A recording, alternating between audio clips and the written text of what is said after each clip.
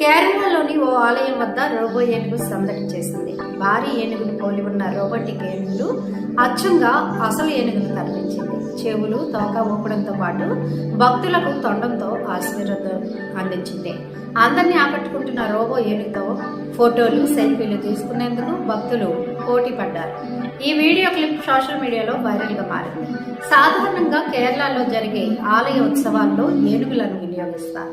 అయితే కొన్నిసార్లు ఏనుగులు ఆగ్రహం చెందడంతో ఊహించని సంఘటనలు, అనుకోని ప్రమాదాలు జరుగుతుంటాయి. ఇలాంటి వాటికి చెక్ పెట్టేందుకు జంతు సంక్షేమ సంస్థ పేటా చొరవ చూపింది.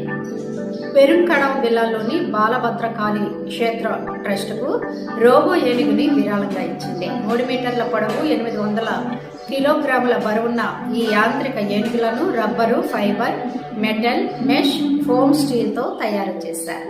అచ్చం ఏనుగును పోలిన రోబో ఏనుగుకు సంబంధించిన వీడియో పేటా సంస్థ సోషల్ మీడియాలో షేర్ చేసింది.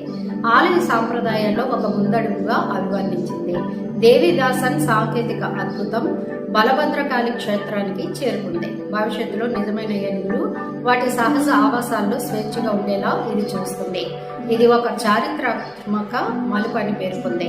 వీడియో చూసిన ఇంటర్నెట్ వినియోగదారులు సైతం పేటా చొరవను ప్రశంసిస్తున్నారు.